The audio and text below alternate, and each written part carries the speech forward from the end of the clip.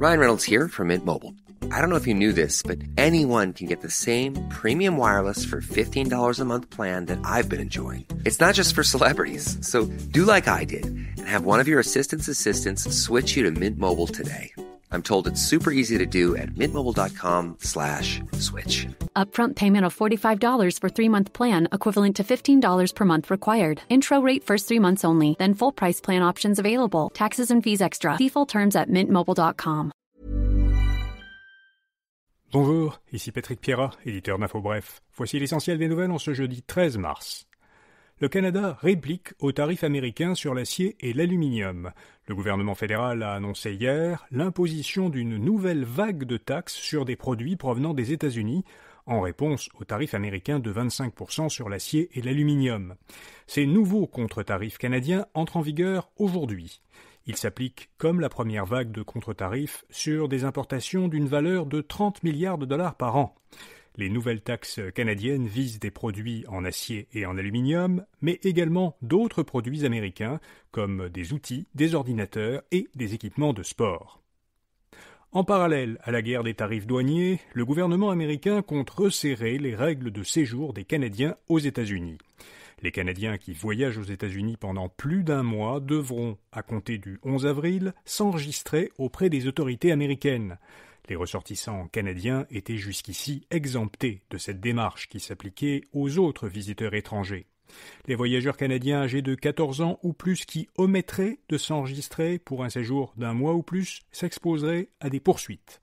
Ce resserrement des règles, s'il entre bien en vigueur, devrait particulièrement affecter les snowbirds, donc les retraités qui passent l'hiver dans le sud des États-Unis. La Banque du Canada a de nouveau baissé son taux directeur pour le fixer à maintenant 2,75%.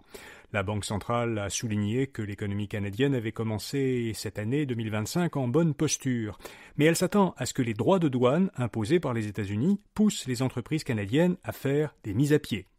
La Banque du Canada prévoit en parallèle que l'inflation va accélérer à cause des contre-tarifs canadiens sur des produits américains, qui va donc augmenter leur prix.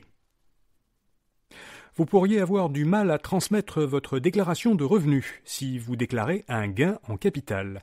En effet, l'Agence du revenu du Canada a confirmé à plusieurs médias que le report à l'an prochain de l'augmentation d'impôt sur les gains en capital empêche pour l'instant les contribuables qui déclarent un gain ou une perte en capital de transmettre leur déclaration de revenus.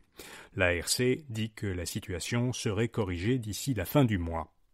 Pour rappel, Mark Carney, qui deviendra normalement vendredi Premier ministre fédéral, a indiqué qu'il comptait éliminer, et non plus seulement reporter, cette augmentation d'impôt sur les gains en capital. 2 des candidats à la chefferie du Parti libéral du Québec ont partagé ces derniers jours leur vision économique. Charles Milliard, ancien président de la Fédération des chambres de commerce du Québec, a présenté son plan pour stimuler l'économie québécoise. Il propose plusieurs mesures pour appuyer les PME, dont baisser graduellement leur taux d'imposition de 11,5 à 10% et mettre en place des incitatifs fiscaux pour favoriser le reprenariat. Pablo Rodriguez, de son côté, député et ancien ministre libéral au fédéral, a présenté les grandes lignes de son plan économique. Il vise notamment à favoriser le développement économique régional, l'innovation et la productivité, et l'entrepreneuriat et le reprenariat. Il y a eu une deuxième entente de principe importante dans le secteur de la construction, après celle conclue la semaine dernière pour les travailleurs des secteurs industriels, institutionnels et commercial. Une autre entente a été conclue pour les 200 000 travailleurs des secteurs du génie civil et de la voirie. Elle prévoit les mêmes augmentations de salaire que l'entente précédente, soit 8% cette année, 5% l'an prochain et en 2027 et 4% en 2028. Aux États-Unis, le taux d'inflation sur 12 mois a légèrement baissé, de 3% en janvier à 2,9% en février. Mais le prix des œufs, lui, a explosé, de presque 60% sur un an, en raison d'une épidémie de grippe aviaire qui a fortement réduit les populations de poules pondeuses aux États-Unis. Le Canada est moins à risque d'être touché par cette épidémie, selon plusieurs experts, en bonne partie parce que l'exploitation moyenne d'élevage de poules pondeuses au Canada compte beaucoup moins de poules que les exploitations américaines. Spotify a distribué plus de 10 milliards de dollars l'an dernier, dont une fraction aux artistes.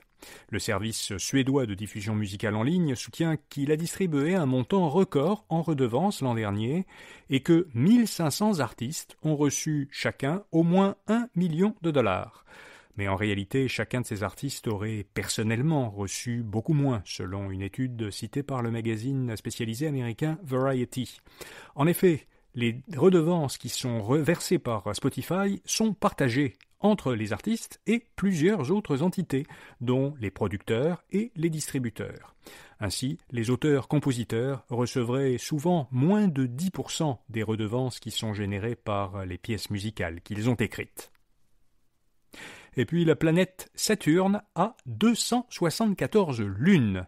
Une équipe d'astronomes canadiens a découvert 128 nouveaux satellites en orbite autour de Saturne. Cette découverte vient d'être ratifiée par l'Union astronomique internationale. La planète a désormais, à elle seule, 2 fois plus de lunes autour d'elle que toutes les autres planètes du système solaire réunies. Les nouvelles lunes ont pour l'instant reçu des noms temporaires, mais elles devraient recevoir par la suite des noms officiels honorant des dieux gaulois, nordiques et inuits canadiens. Voilà, vous savez l'essentiel. Bonne journée et à demain matin. What's the difference between DIY and doing it yourself? It's the difference between a part-time passion and a full-time business.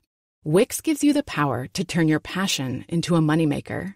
With a website that fits your unique vision and the business tools you need to succeed. Let your ideas flow with AI that guides you, but keeps you in the driver's seat. Manage your business from one dashboard and keep it growing with built-in marketing features. It's time to turn your daydream into your dream job. Do it yourself. Go to Wix.com.